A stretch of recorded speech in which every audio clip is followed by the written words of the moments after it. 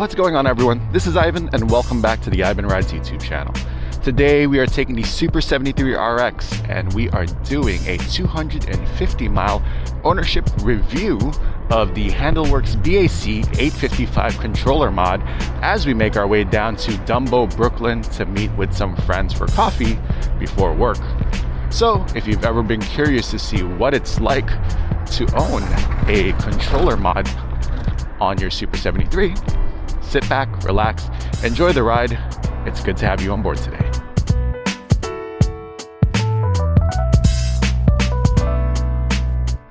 If you are watching this video and you're sitting there wondering, Ivan, what the heck is a Handlworks BAC8 blah blah blah blah blah? I don't know what that is. This would be a good time to pause this video and watch my initial first impressions of the BAC855. In that video, I will be explaining what it is and why I chose to get it. I promise you, it's going to be worth it, and this video will make a lot more sense after you watch that. So what I'll do is I'll count for 5 seconds. That'll allow you some time to be able to pause this video and watch the other one, and then when you're done with that, come back and I'll see you here. So 1 Mississippi, 2 Mississippi, 3 Mississippi, 4 Mississippi, 5 Mississippi. All right, so I hope you enjoyed that video, and for those of you that stayed around and listened to me count, thank you. I appreciate y'all. So to make this video easier to navigate, I am going to leave chapters down below. We're going to break this video down into 3 parts. Part 1, we're going to talk about what I liked about the controller and kind of the things that surprised me about my experience over the last 250 miles. Part 2, we're going to go over the things that you may not think about that are affected on the bike by upgrading something like the controller. And part 3, the final part, we're going to finalize everything. I'll give you my final thoughts and kind of like a summary of everything that we talked about. So all those will be down below. With that out the way, let's get into part 1, what I liked and what surprised me. I feel like most of the times people would lead with, power, power, power, speed, speed, speed, which is we'll eventually get to, because we do like stuff like that as well. But there is something that I kind of want to lead with here, because I feel like it's forgotten as part of the ownership experience, and that's the customer service and the communications with the company. Shout out to Handlworks and Harrison and his team. They've been incredible, to say the least. Anytime I've had a question, whether it was about installation, about the tuning, or even just to chat about suggestions on how to improve the dual 48 volt tuning that I have on the controller right now, they've been extremely responsive. And of course, that is within like a reasonable time frame. I understand that they're on California time, and I also understand that I'm not the only customer that they work with here. So I also understand that they want to be with their family on the weekend. So that's not everyone works 3,000 hours like I do. So I understand that. The thing is, they always get back to you within a reasonable amount of time, and I can hear some of you now screaming through the screen, Ivan, but you're a YouTuber. That's why they respond to you. No, not necessarily. Honestly, I don't know how they respond to their other client emails, but based on what I see from their interactions with the community in their Handlworks members page, they're really, really responsive over there too. So 5 out of 5, great communication across the board. And I think that's one of the things that really, really helps with the ownership experience of a product. Now we can move into number 2, the acceleration and the smooth delivery of power. In New York City, I've said this countless times, there are times where, like right now, we're pulling up to this light, and if we were hanging out in the road with the cars, if you don't accelerate instantaneously as if you were in a Formula One race or a MotoGP race, these guys will honk the heck out of you. And worst case scenario, they will take extremely aggressive maneuvers and potentially put your life at risk.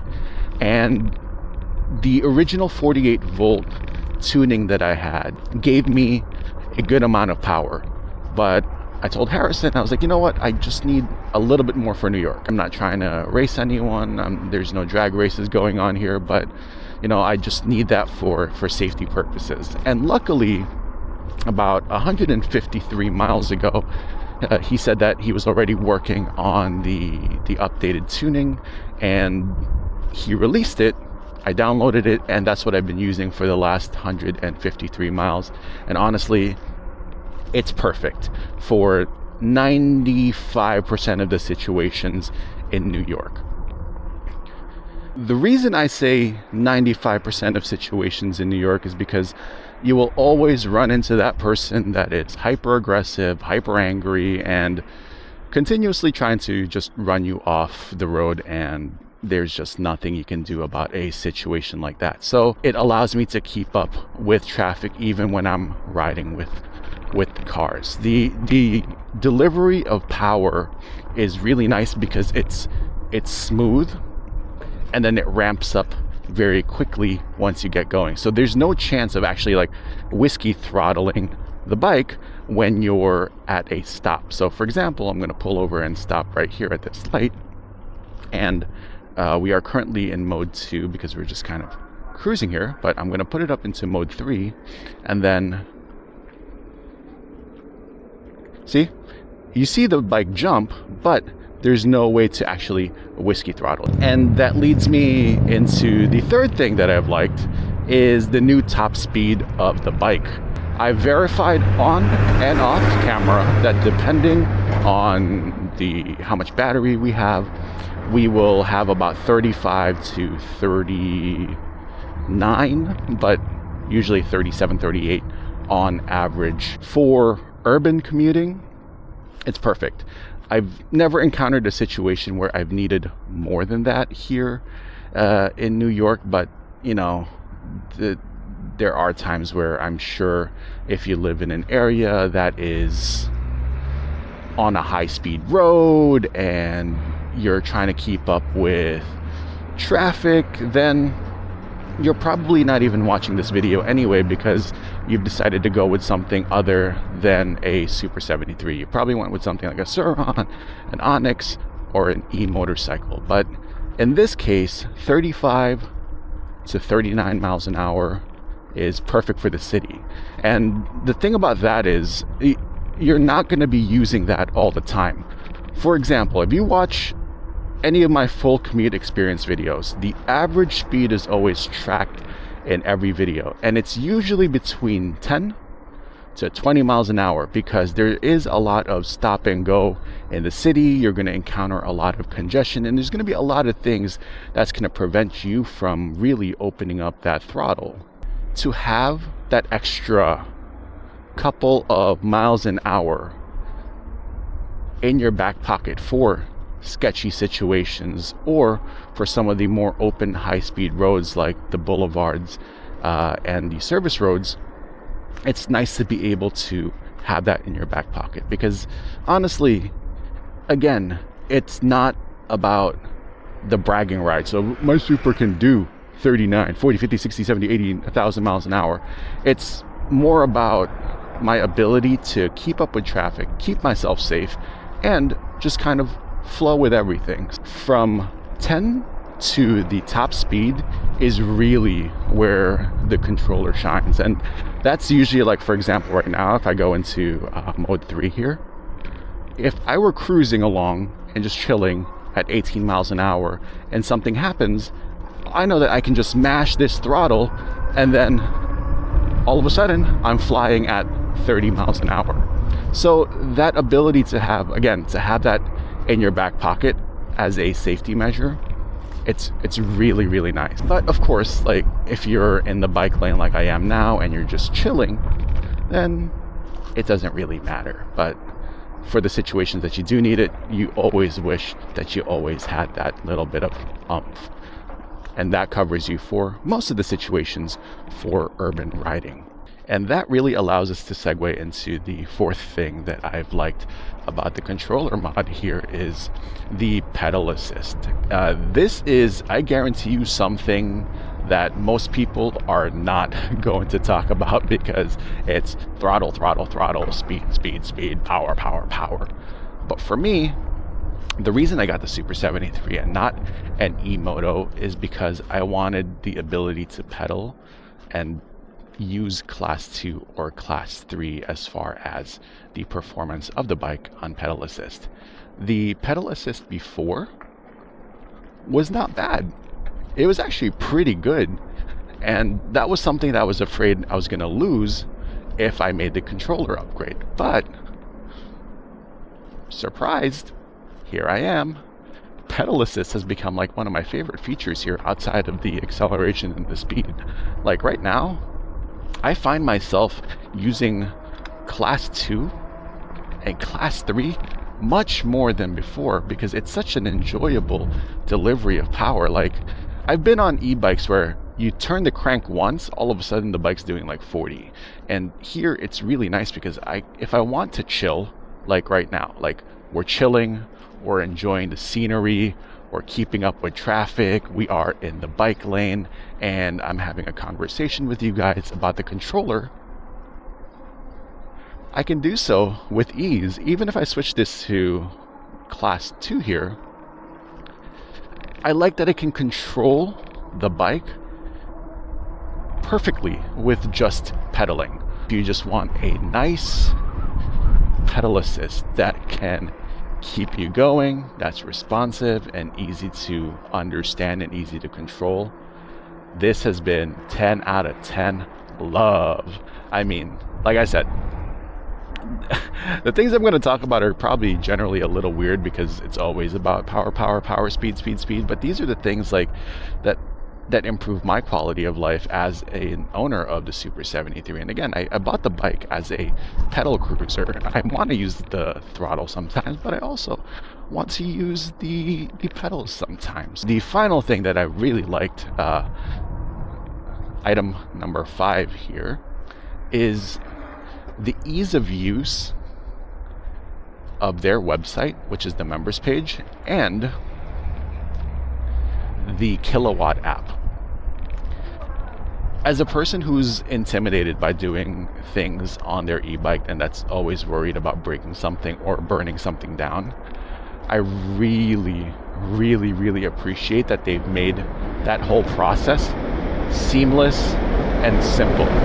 Like, to save your preset settings onto the app, easy.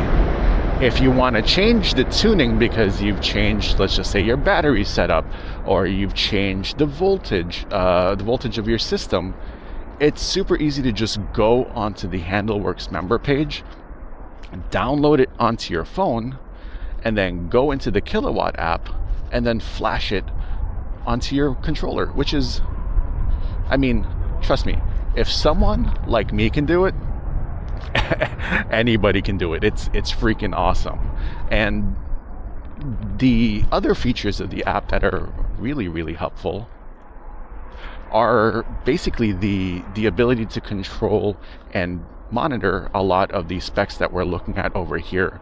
The simplicity of the display with the Super73 was nice, but it didn't give you the readings like it is now, like wattage output, temperature, and actual battery voltage. So super helpful to have that. Most of the times I'm not really using that feature, just like the way I'm cruising right now, not really using it.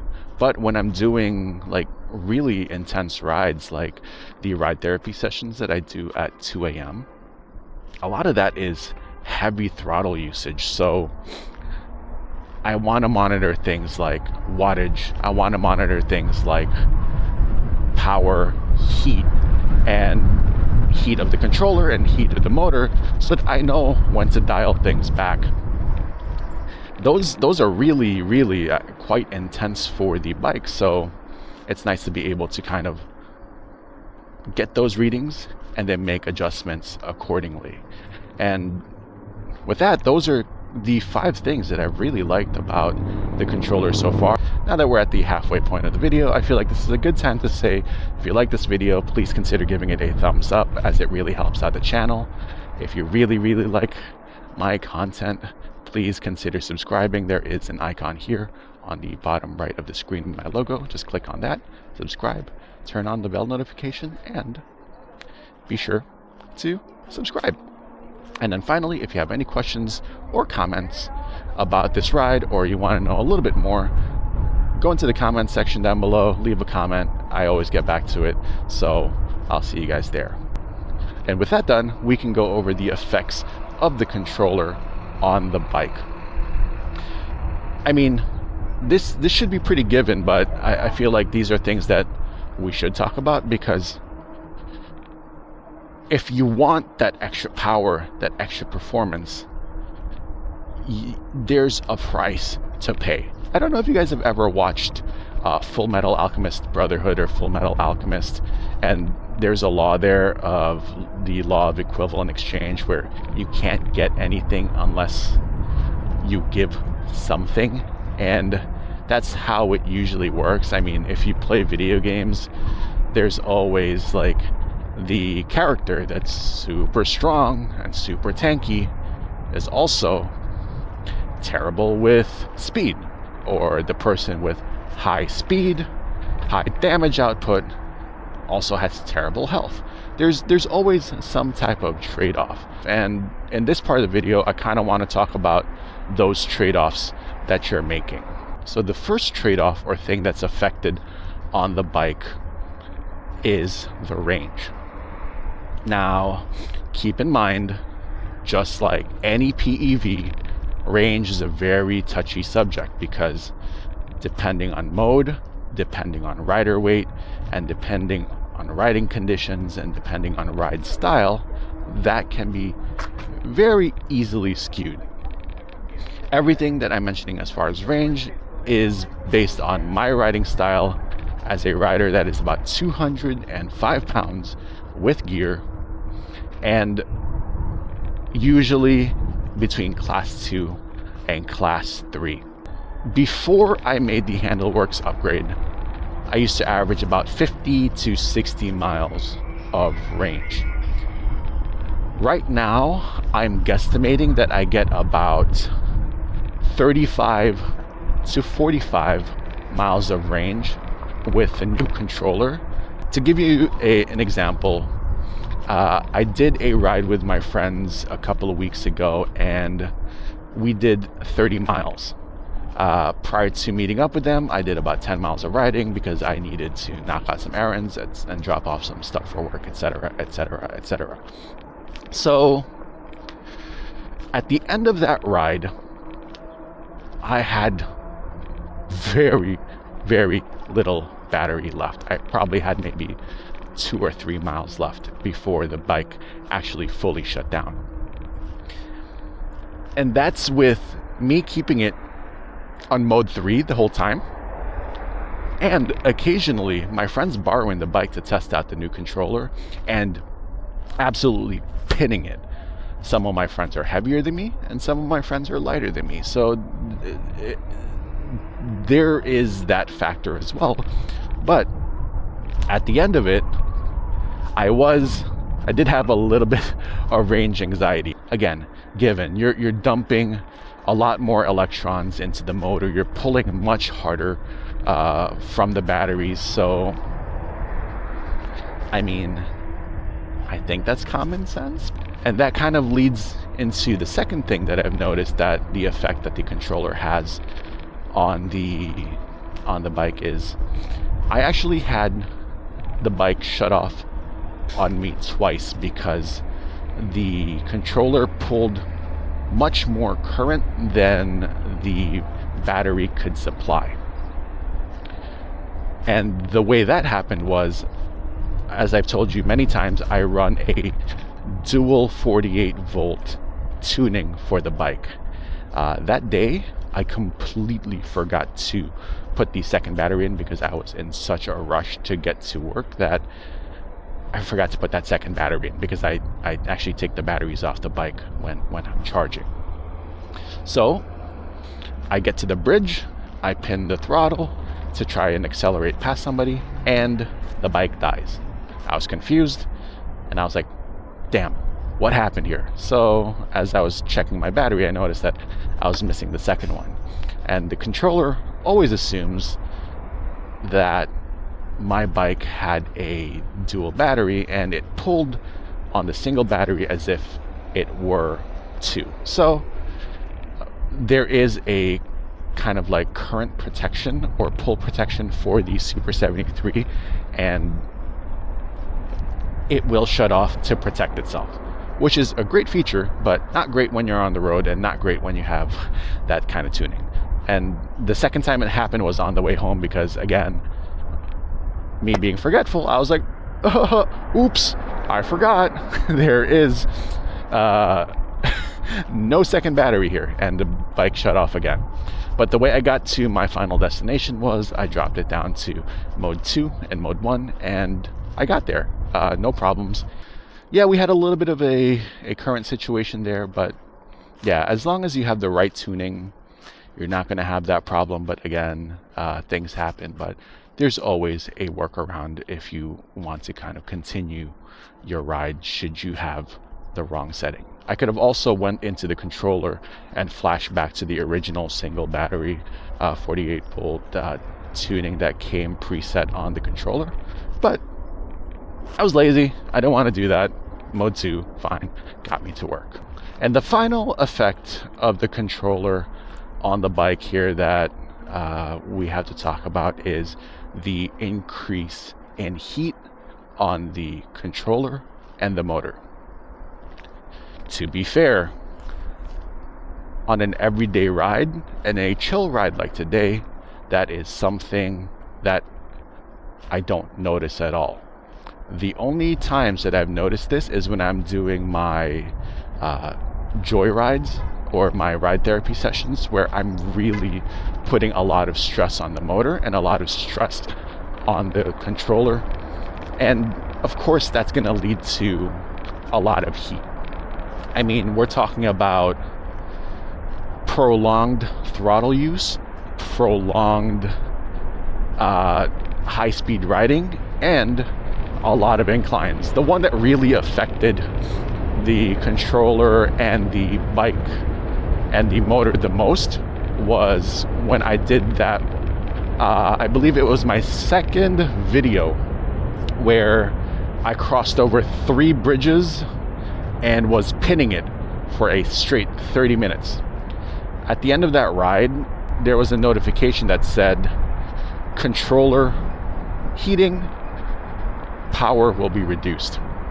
Again, a safety measure, but prolonged high-speed performance will affect the temperature and performance of your bike. So if you're riding normally and you're just commuting, short-range commuting or short-range riding, you're not necessarily going to run into any of these issues, because that's not something that is going to be normal. But if you do a lot of high-speed riding and you're quite excessive with your throttle use and there's a lot of inclines in your neighborhood, then you will see that affect you, where the heat will cause the bike to reduce its performance. So those are the 3 things that your controller will affect on the bike. And before we end this video, I want to go over my final thoughts here. Usually everyone will ask me, Ivan, given everything that you know now about the controller, the positives, and some of the things that are affected, would you still consider getting the controller again? And would you consider recommending it to other people? For me, that's easy. That's gonna be a resounding yes, like abso-freaking-lutely. The trade-offs in order to increase the performance is minimal, and the effects on the bike, minimal. So it's really, really nice to have that increased performance. 1, for the fun of it, and then 2, to be safe. So yeah, I would completely do the controller mod again given the opportunity. And 2, I will always recommend, if you want to keep your bike as stock as possible and you don't want to go into these 72 volt builds, and you want to keep your pedal assist, and you want a little bit more performance, absolutely get the Handlworks controller mods when they're available. Those are my thoughts on the Handlworks BAC855 controller mod for the Super73. I hope you enjoyed that video, and I hope you enjoyed the scenery here. I'm pulling up into the area that we're supposed to be at, and we're gonna kind of try to find a little space here for us. So generally a lot of tourists around here because of this shot that we're capturing right here where it frames the bridge. But again, hope you enjoyed the video, and I will catch you on the next one. Peace out, everyone. Appreciate y'all.